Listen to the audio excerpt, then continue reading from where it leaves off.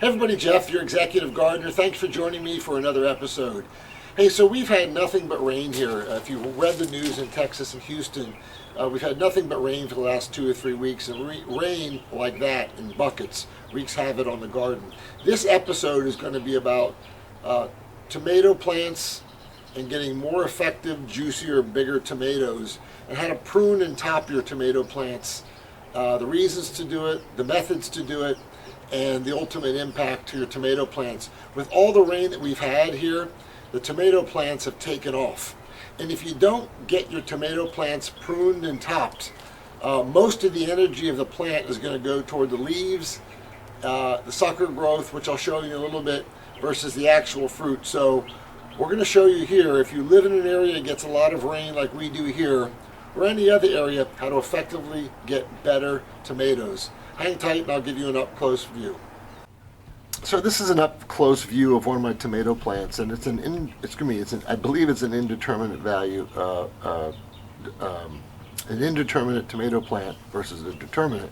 But here's the problem with all the rain that we've had. Okay, look at this thing, and it's tied up with some yarn and so forth to trellis it, but it's actually going over and above the cage. Okay, and I'll give you a view from the top. You can see it's growing over the cage and so forth, and that's a problem. So what I'm going to do is I'm going to prune that thing back and get the plant to put more energy toward the fruit, which you'll see a tomato there, and less energy toward the leaves. At the end of the day, there's only so much energy that a plant can put into both the leaves and tomatoes, and I want it going to bigger tomatoes. I believe it's a beefsteak variety, and you see none of them are red yet.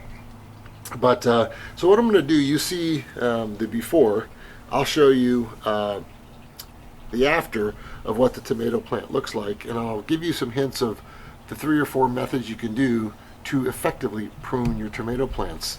Hang tight, I'll be right back. So if we come back to this tomato plant, let's take a look at this. So the first thing you can do to send more energy to your fruit and to prune up your plant is top your tomato plant. So look at the after. So there's no leaves coming through the wire at the top of this now. It's all underneath. So when you top your tomato plant, what it does is it creates a more bushy plant, less viney. So instead of having a tomato indeterminate plant that's 8 feet tall, you can make it 4 feet or 5 feet tall, or 3 feet if you want, and topping the top of the plant, and I'll show you here, when you top it, such as this, okay, you cut it, it will no longer shoot straight up. It'll force the leaves to bush out to the side. So that's what I do, and there's no sense in having, look, I'm only a family of 4. There's no way I could eat as many tomatoes that are on this plant, and that just becomes waste. And I'd rather have a 8 to 10 inch tomato than a lot of 4-inch tomatoes. That's just me. Again, the plant's only got so much energy, so that's what you do. You top the tomato plant, much like if you watch a previous episode, I top pepper plants. You top the tomato plant, and it doesn't continue to grow. Now, some offshoots will continue to grow, but I've cleaned that up, and that'll help more energy go to the fruit. So the second thing that I do, and you need to do, I think, with your tomato plants, is you need to clean the bottom. So the bottom leaves of a tomato plant typically will start to get yellow relatively quickly.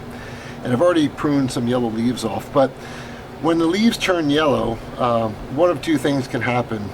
They become diseased, and they can spread to the rest of the plant, so you want to trim them off, and I'll show you a few in there that trim it. You don't need to see me trim, but I do trim them off, and the reason is that when they turn yellow, they start to take more sugar than they produce for the overall tomato plant, and that's a problem.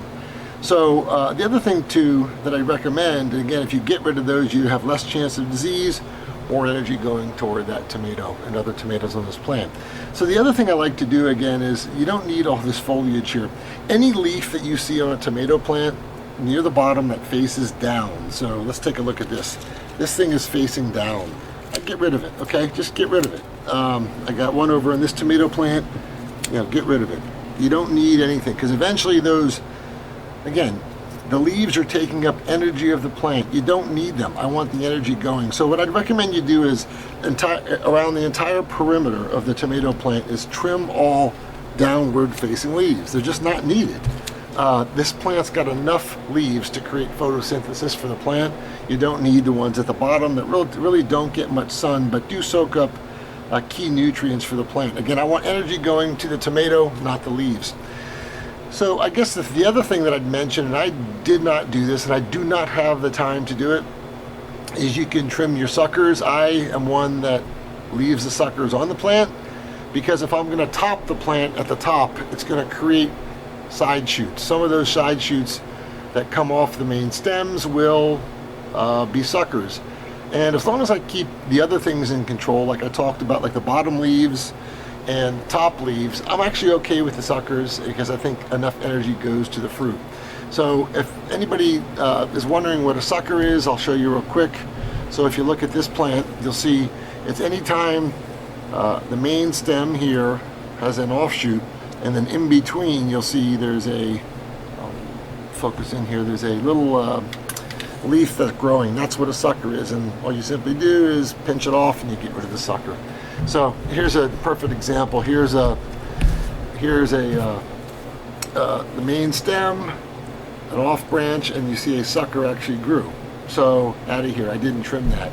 That sucker will produce flowers like that in tomatoes. So you can, there's a lot of different likes and dislikes about what you do with tomato plant with suckers and not having suckers, but I choose to leave them on and get a bushier plant versus a higher plant. So that's that. Over in general, again, I don't think I could do a lot better. You know, this fruit isn't ripe. I think it could get a lot bigger, but I'd rather have bigger fruit than smaller fruit.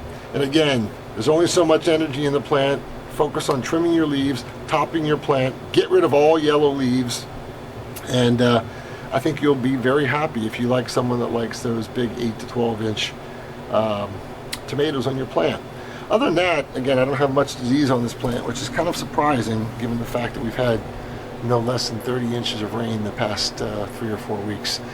So that's it. Quick episode on tomatoes, how to top them, how to prune them to get more effective production of juicier, bigger tomatoes. So that's it, guys. Please subscribe if you haven't already. Love to have you part of the Executive Gardener gardening community. Give me your questions. I'll try to answer them as soon as possible. If you have a friend that's interested in starting gardening, that's what we're about at this channel. As a reminder, I will be giving away a green stalk grow garden the next month or so. So I'll be doing that. All you have to do is subscribe to the channel. In the meantime, I'll see you on the next episode. Happy gardening. Bye.